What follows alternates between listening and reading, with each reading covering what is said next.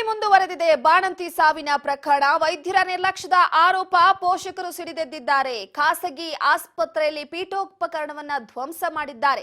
ಬಾಣಂತಿ ಸಾವಿನ ಪ್ರಕರಣ ಮತ್ತೆ ಮುಂದುವರೆದಿದೆ. ವೈದ್ಯರ ನಿರ್ಲಕ್ಷ್ಯದಿಂದ ಬಾಣಂತಿ ಸಾವನ್ನಪ್ಪಿರುವುದು ಅಂತ ಖಾಸಗಿ ಆಸ್ಪತ್ರೆಯ ಪೀಠೋಪಕರಣವನ್ನೆಲ್ಲ ನಗರದ ಎಂಎಸ್ಕೆ ಮಿಲ್ ಬಡಾವಣೆಯಲ್ಲಿರುವಂತಹ ಖಾಸಗಿ ಆಸ್ಪತ್ರೆಯಲ್ಲಿ ಕಳೆದ ರಾತ್ರಿ ಒಂದು ಘಟನೆ ನಡೆದಿದೆ.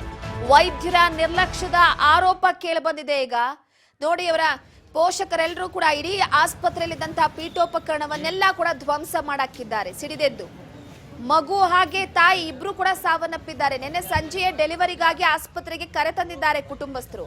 ಆದರೆ ಹೆರಿಗೆಗೂ ಮುನ್ನ ಗರ್ಭದಲ್ಲಿಯೇ ಮಗು ಸಾವನ್ನಪ್ಪಿರುವ ಸಾಧ್ಯತೆ ಅಂತ ವೈದ್ಯರು ಹೇಳಿರ್ತಾರೆ. ಸೊ ಲೋ ಬಿಪಿಯಿಂದ ತಾಯಿ ಕೂಡ ಸಾವನ್ನಪ್ಪಿದ್ದಾರೆ ಅಂತ. ವೈದ್ಯರ ನಿರ್ಲಕ್ಷ್ಯತನವೇ ತಾಯಿ ಮಗು ಸಾವಿಗೆ ಕಾರಣ ಅಂತ ಕುಟುಂಬಸ್ಥರು ಆಕ್ರೋಶ ವ್ಯಕ್ತಪಡಿಸಿದ್ದು, ಆಕ್ರೋಶಗೊಂಡಂತ ಅವರ ಕುಟುಂಬಸ್ಥರು ಆಸ್ಪತ್ರೆಯಲ್ಲಿ ದಾಂಧಲೆಯನ್ನು ನಡೆಸಿದ್ದಾರೆ. ಮೃತರ ಸಂಬಂಧಿಕರ ಆಕ್ರೋಶಕ್ಕೆ ಆಸ್ಪತ್ರೆಯ ಗಾಜು ಪುಡಿ ಪುಡಿಯಾಗಿದೆ, ಪೀಠೋಪಕರಣ ಧ್ವಂಸವಾಗಿದೆ.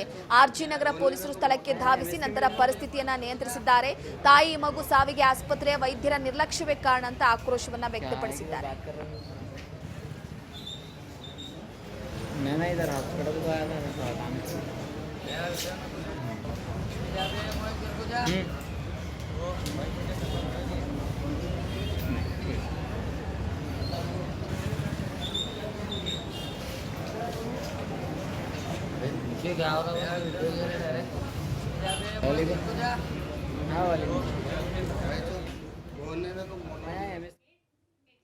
ಈ ಬಗ್ಗೆ ಮತ್ತಷ್ಟು ಅಪ್ಡೇಟ್ ಕೊಡ್ತಾರೆ ನಮ್ಮ ಪ್ರತಿನಿಧಿ ಮಹೇಶ್ ಸಂಪರ್ಕದಲ್ಲಿದ್ದಾರೆ. ಮಹೇಶ್, ಬಾಣಂತಿಯ ಸಾವಿನ ಪ್ರಕರಣ ಮತ್ತಷ್ಟು ಮುಂದುವರಿತಾನೆ ಇದೆ. ಆಸ್ಪತ್ರೆಯವರ ನಿರ್ಲಕ್ಷ್ಯದಿಂದ ತಾಯಿ ಹಾಗೂ ಮಗು ಇಬ್ರು ಕೂಡ ಸಾವನ್ನಪ್ಪಿರುವಂತದ್ದು. ಅಲ್ಲಿ ಸ್ಥಿತಿ ಹೇಗಿದೆ, ಈ ಬಗ್ಗೆ ಮಾಹಿತಿ ಕೊಡೋದಾದ್ರೆ?